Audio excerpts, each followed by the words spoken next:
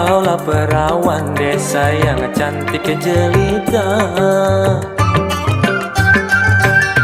lincah gayamu hai menawan hati, membuat diriku jadi tergila-gila.